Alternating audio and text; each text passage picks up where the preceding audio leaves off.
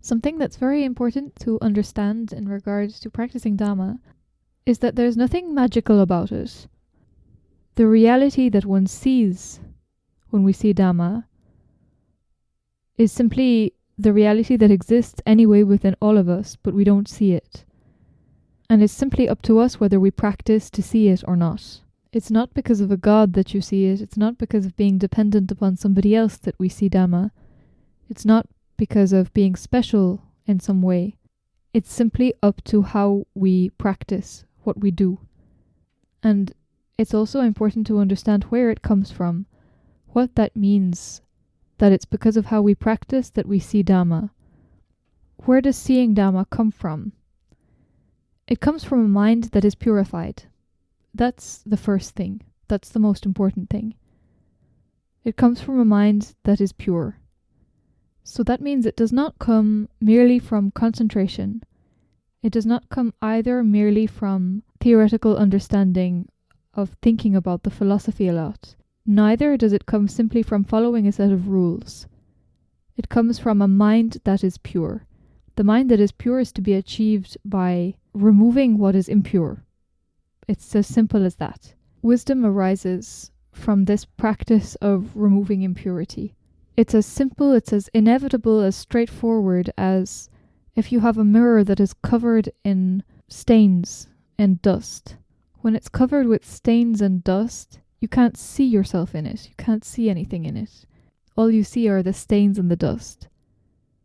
But when you polish it and clean it, it doesn't matter how stained it is, how dirty it is, how covered it is in dust. When you remove and remove and remove the stains, when you polish it and polish it, the image is revealed. And wisdom is the same. Polishing away whatever hides the wisdom from us inside our mind, wisdom is revealed. This is how we see things as they are. It's not because of thinking about it. It's because of removing what hides the nature of things as they are from us. And what hides the nature of things as they are from us are defilements, kilesa. Whatever impurity clouds the mind.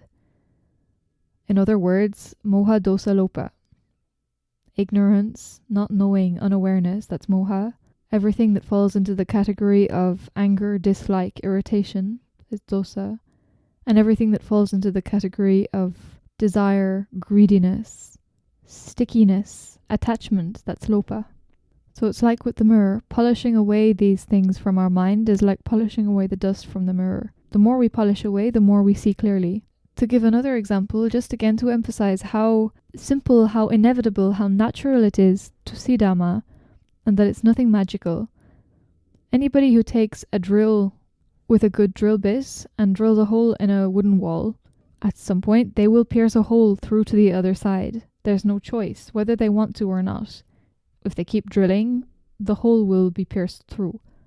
Another very good example that the Buddha gives a couple of times is that when a hen is sitting on some eggs and hatching them, whether she wants to or not, whether she wishes for her chicks to hatch out safely or not, if she sits on them day after day, keeping them warm properly, and does not neglect to sit on them, does not run off and go to play with the other hens, as long as she stays there and sits on them for 21 days, then the chicks will hatch out safely, according to simply the law of nature. It has nothing to do with whether the hen prays for it or not. It has nothing to do with anything else other than the fact that she is sitting on them day after day and keeping them warm. When you do the work, you get the result. It's interesting to know that the hen herself doesn't actually know when her chicks are going to hatch out. We know that it takes about 21 days, but the hen doesn't actually know this. I've seen hens here who, for various reasons, ended up sitting on their eggs for 25 days or 26 days, or even a bit longer, before the chicks actually hatched out. And they just keep sitting there patiently, not knowing when the chicks will hatch out, but knowing that they will hatch out if they keep on sitting there. And so it is the same for us. We don't know every day. It's like the example with the axe handle. We don't know how much of our kilesas we have removed. We don't know how far we have progressed. And we don't know how far we have to go until we reach our destination, until we reach our aim. But we know that when we continue, we will reach it in the end. But there's another point here that we should be careful about. What happens if she gets impatient, or she becomes greedy, and she says to herself, why don't I peck my eggs and get the babies to come out faster? Well, what will happen is she will kill the babies. She will kill her chicks. This is a very important point to understand, that the greed of seeing Dhamma, the greed of becoming enlightened, the greed to achieve, it's really a block in the goal that we're trying to achieve. It's really a problem. Why is it a problem? Because it's not pure, because it's greed, because it's a desire.